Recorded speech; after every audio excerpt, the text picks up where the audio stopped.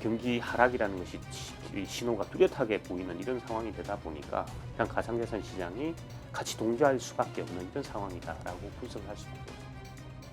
루나 테라 사태가 보여준 그러한 현상들은 상당한 불신을 형성했고 이제 그러한 것들에 대한 반응들이 현재 이제 시장에서 훨씬 더 많이 나타나고 있다라고 이렇게 생각을 합니다.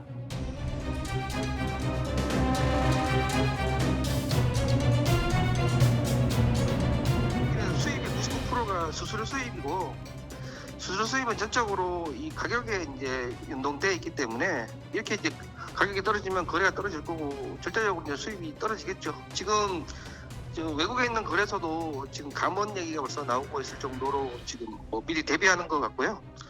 그러면 국내도 당연히 영향을 받을 거고.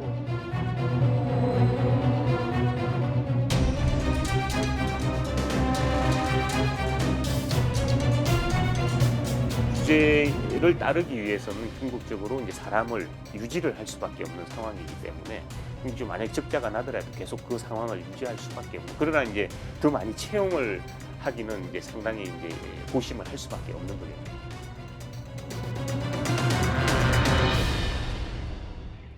가상자산 잔치는 끝났다. 이 벼락거지에 대한 공포가 코인 시장을 키웠다면 이제는 코인 시장 그 자체가 공포가 됐다. 주요 외신들이 요즘 이런 분석을 쏟아내고 있습니다. 네, 가격이 고점 대비 많게는 80%까지도 떨어지면서 글로벌 가상자산 업계 대규모 구조 조정을 단행하고 있습니다. 국내 거래소들도 방심할 상황 아니라고 합니다. 이민재 기자와 함께 이야기 나눠보겠습니다.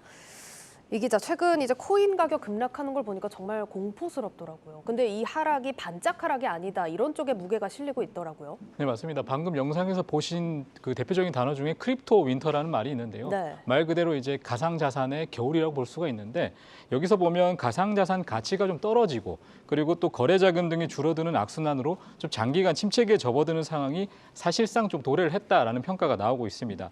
이 비트코인 같은 가격은 지난 주말 사이에도 19,000달러까지 하회하면서 18개월 만에 최저치를 기록을 했는데요. 이 작년 11월 최고점과 비교하면 거의 뭐 70%, 80% 넘게 떨어진 셈입니다. 네. 이 금리 상승과 경기 침체 우려가 짙은 상황에서 이 가상자산 신뢰 타격과 이에 따른 또 규제 강화가 맞물리면서 이 내리막길이 좀 가팔라지고 있는 상황입니다. 예, 증시가 지금 고점 대비 막 25%, 한 30% 정도 떨어지는 상황에서 코인 시장이 7, 80%씩 떨어진다는 거는 이제 더 이상 사람들이 코인 시장을 안전자산으로 인식하지는 않는다는 건 좀 분명해 보입니다. 지금 이것 때문에 지금 글로벌 거래소들이 받는 타격도 굉장히 좀 심각하다면서요? 네, 맞습니다. 벌써 좀 선제적인 움직임을 많이 보이고 있는데요. 뭐 대표적으로 며칠 전에 JP 모건이 이 미국 최대 거래소인 이 코인베이스에다가 목표 주가를 171달러에서 68달러로 대폭 하향 조정했습니다. 예. 이 전문가들은 이들 좀 비즈니스 모델에서 이 수수료 매출이 거의 전부인데 경쟁자는 좀 갈수록 늘고 있기 때문에 이중고를 겪고 있다라고 좀 지적을 했는데요. 그리고 그때 결국은 이 코인베이스 같은 경우에는 초기 인력의 한 18% 정도를 지금 감원하기로 일단 결정을 했습니다. 여기에다가 또 그 수가 한 1,100명에 달하는데요. 상당히 많은 수입니다. 또 다른 거래소 같은 경우에 제미니 같은 경우에는 직원의 한 10%를 이제 감원을 하기로 했고 또 이제 가상자산 대출 업체인 블록파이 같은 경우에는 직원의 20% 감원과 성과급 삭감을 계획 중이고 또 셀시우스는 자금 인출 중단을 했습니다. 그러면 국내 거래소들은 괜찮은 겁니까? 뭐 대응을 좀 준비를 해야 되는 단계 아닌가요? 일단 5대 거래소 같은 경우에는 뭐 수천 명의 직원을 보유한 해외 거래소와는 좀 다르다라고 선을 그었는데요. 네. 일단은 뭐 IT 플랫폼, 뭐 게임사 이런 쪽에서 개발자들의 수요가 좀 높기 때문에 이것 때문에 구조조정은 없을 것이라고 일단 확신은 하고 있습니다. 예. 일단은 뭐 5대 거래소 모두 좀 현재 좀 채용을 진행 중인데요. 뭐 대표적으로 빗썸은 한 50명, 또 코인원 같은 경우는 30명 수준으로 일단 채용을 좀 계획 중입니다. 그래도 사실 걱정이 앞섭니다. 앞서서 크립토 윈터 좀 얘기를 해주셨는데 이게 장기간 이렇게 침체기에 접어든다면 반짝 하락이 아니라고 한다면 사실 안심할 수는 없는 상황인 것 같은데요. 맞습니다. 일단 뭐 장기적으로 보면 타격을 입을 수밖에 없는데요. 예. 일단 뭐 스스로 매출을 하면 사실상 이익을 얻을 수 있는 사업은 극히 없습니다. 그렇기 때문에 5대 거래소를 제외한 일단 원화마켓을 하지 않는 거래소 같은 경우에는 수익성 악화가 먼저 좀 심해질 수 있기 때문에 퇴출될 가능성이 높습니다. 게다가 이제 국내 거래소 같은 경우에는 이제까지는 해외 거래소 대비 효율적으로 지원수를 좀 유지할 수 있었지만 향후는 좀 상황이 달라질 수가 있습니다. 이 규제와 관련된 비용이 늘어날 수밖에 없기 때문인데요.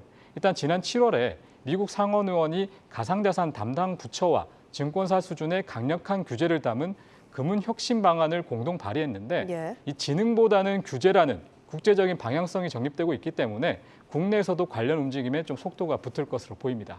그럼 업황도 지금 안 좋은데 당국 규제까지 심해진다고 한다면 거래소들도 사실 잘 되는 곳, 그렇지 않은 곳 이렇게 재편이 될 것 같습니다. 네, 맞습니다. 일단 몇몇 거래소에 좀 쏠림 현상이 좀 심해질 것 같다라는 분석이 계속해서 나오고 있는데요. 네. 일단 자금이 좀 충분해서 침체기를 견딜 수 있는 거래소들이 당연히 관심을 받고 있는데 대표적으로 국내 시장의 점유율을 한 80% 이상 차지하고 있는 업비트가 가장 좀 두각을 보일 것이라는 의견이 많은데 하지만 좀 이들도 아직은 안심을 할 수가 없습니다.